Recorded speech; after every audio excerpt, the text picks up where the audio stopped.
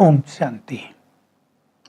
श्रीमद् भगवत गीता एक ऐसा सुंदर ग्रंथ है जिसे पढ़कर यदि मनुष्य फॉलो करे तो उसके जीवन की अनेक समस्याएं नष्ट हो सकती हैं, क्योंकि बहुत सारी समस्याएं मनुष्य के मन से प्रारंभ होती हैं। मन की दिशा गलत हो जाती है, मन निगेटिव हो जाता है, मन बहुत बुरा बुरा सोचने लगता है, तो मनुष्य क्या क्या कर बैठता है। दूसरे अध्याय में आत्मज्ञान के साथ स्थिर बुद्धि मनुष्य के लक्षण भी गिनाए हैं। लक्षण ही नहीं गिनाए, ये बताया है कि स्थिर बुद्धि किसकी हो सकती है, अर्थात कौन मनुष्य अच्छा कंसंट्रेट कर सकता है, स्टेबल माइंड हो सकता है। तो हम उसी पर चर्चा कर रहे हैं। बहुत सुंदर महावाक्य हैं कि कर्मेंद्रियों का रस जिस मनुष्य के पास है, अर्थात जो मनुष्य कर्मेंद्रियों के रसों में लिप्त है, वो एकाग्रचित्त नहीं हो सकता। अब देखिए, आंखें चारों ओर देख रही हैं।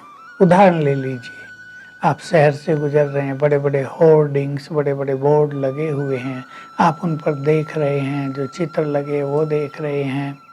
मन विचलित होता है, मन एकाग्र होगा ही नहीं।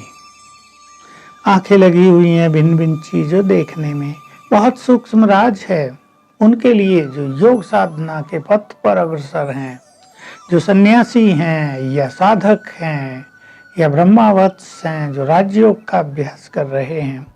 अगर हम सारा दिन देहों को देखते रहेंगे तो मन विचलित होगा ही। इसलिए बहुत सारे सन्यासी आंखें बंद कर लेते हैं, लेकिन कर्म योगी आंखें बंद कैसे करेंगे? उन्हें सारा दिन कर्म करना है। फिर यदि आंखें बंद कर भी लें तो जब आंखें खोलते हैं तब भी चिंतन बहुत चलता है। ये नहीं कि मन की आंख कुछ देखती नहीं है, वो भी बहुत कुछ देखती रहती है। इसलिए हम क्या देखें और क्या ना देखें, इसका ज्ञान यदि हमें हो जाए और हम अपनी आंखों को दिव्य नेत्र बना लें, आत्मा को देखें। सब शरीरों के अंदर चमकती हुई आत्माएं हैं, ये हमें ज्ञान है। भले आत्मा को आंखों से नहीं देखा जा सकता, पर ज्ञान के नेत्र से हम समझते हैं हर शरीर को चलाने वाली आत्मा है। आत्मा ही चेतन शक्ति है। शरीर किसी को नर का मिला है, किसी को नारी का मिला है, किसी को सुंदर, किसी को सांवरा, किसी को काला, किसी का कद छोटा, किसी का लंबा, कोई मोटा, कोई पतला। ये तो देह की स्थितियां हैं, सब आत्माएं हैं। अगर इस पर ध्यान जाएगा तो मन स्थिर होने लगेगा। ये बहुत ध्यान दें सभी। तो हम देखते क्या हैं सारा दिन? दूसरी हमारी इम्पोर्टेंट कर्मेंद्री है कान। अभी एक कान से हम सुनते हैं, लोग इन्हें ज्ञानेंद्रिय भी कहते हैं, जिनसे ज्ञान होता है। आंखों से भी ज्ञान होता है, कानों से भी, जीभ से, त्वचा से ज्ञान होता है, स्पर्श से ज्ञान होता है। लेकिन हम एक ही शब्द प्रयोग कर रहे, कर्मेंद्रिय। तो कानों से मनुष्य बहुत कुछ सुनता है, सब जानते हैं। अगर हम व्यर्थ सुनेंगे तो मन स्थिर नहीं होगा। जो कुछ हम सुनेंगे उन पर हमारा मन चलता रहेगा, सब जानते हैं। दो व्यक्ति बैठकर अगर व्यर्थ की बातें कर रहे 1 घंटा, तो सारा दिन उसका इफेक्ट उसके मन पर रहेगा। जो हियर नो इविल कर दे, कुछ भी कानों से व्यर्थ न सुने।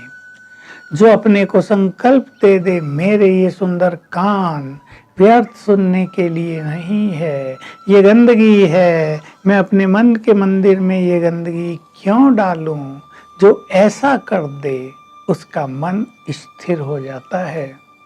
तो कान बहुत कुछ सुनते हैं, कानों में हमारी आवाज आती है। आंखें तो चलो हम कुछ न देखना चाहे ना देखें, लेकिन कान तो खुले हैं, हर आवाज हमारे अंदर जाएगी।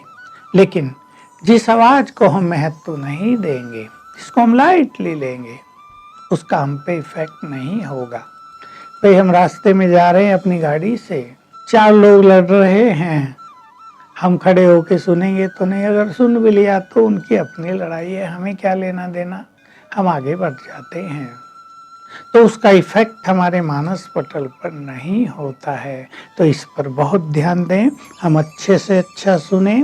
और अगर आप ये संकल्प कर दें, मेरे कान केवल भगवान के महावाक्य सुनने के लिए हैं, मेरे कान व्यर्थ सुनने के लिए हैं ही नहीं, मैं अपने पवित्र कानों को व्यर्थ कटु गंदी बातें सुनाकर इनको जहरीला विषैला नहीं बनाऊंगा, तो बहुत अच्छा होगा।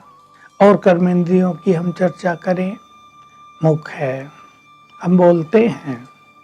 जो व्यक्ति ज्यादा बोलेगा वो स्थिर बुद्धि नहीं हो सकता। इसलिए योगियों के लिए साइलेंस में रहना, देखिए पहले से ही हम जानते हैं ये आवश्यक रहा।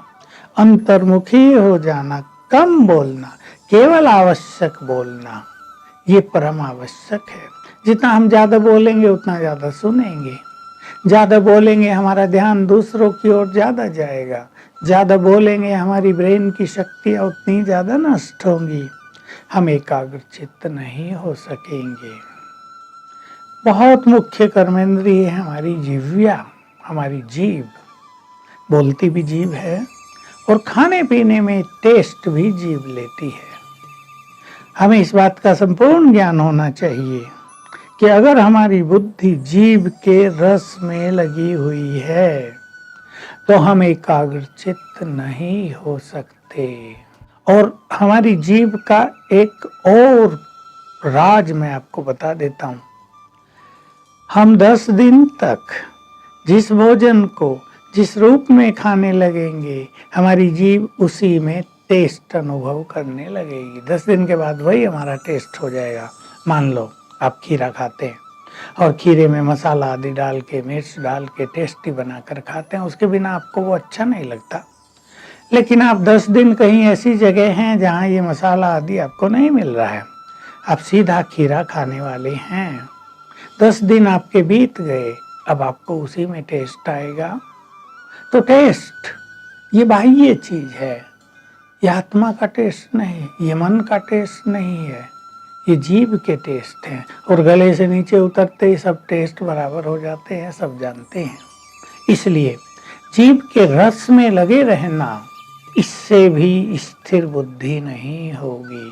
बहुत लोग लग जाते हैं, साधक लग जाते हैं, ऐसा भोजन चाहिए, ये नहीं चाहिए, वो नहीं चाहिए, ऐसा चाहिए, लाल मिर्च वाला चाहिए, किसी को कैसा चाहिए, इससे एकाग्रता नष्ट होगी। तो हम सभी अगर एकाग्र चित्त होना चाहते हैं, सचमुच यदि हमें इस चीज की वैल्यू का पता है, पहले मैं साधना करने वालों को कहूँगा, उन्हें परमात्म स्वरूप पर स्थिर होना होता है, उन्हें आत्मिक स्वरूप पर स्थिर होना होता है। जो भक्त हैं, जो कुछ सिद्धियों के लिए साधना करते हैं, उन्हें भी किसी स्वरूप पर स्थिर होना होता है। तो अगर आप इस स्थिरता को बढ़ाना चाहते हैं तो इन कर्मेंद्रियों के रसों से स्वयं को मुक्त कर लें। चिंतन करें, ये रस चाहिए या वो प्राप्ति चाहिए। देखिए, इसलिए प्राप्तियों के लिए कुछ चीजों का त्याग करना परम आवश्यक होता है। जो योग साधना बहुत अच्छी कर रहे हैं, उन्हें ऐसा संपूर्ण त्यागी होना चाहिए, क्योंकि योग का रस कर्मेंद्रियों के रसों से बहुत ज्यादा, हजारों गुना ज्यादा है। हमें वही रस चाहिए, हमें परमात्म रस चाहिए, हमें आत्मिक स्वरूप में स्थित होने का सुख चाहिए। तो बाकी ये रस सहज ही त्यागने के लिए हम तैयार हो जाते हैं। तो आइए हम स्थिर बुद्धि बने।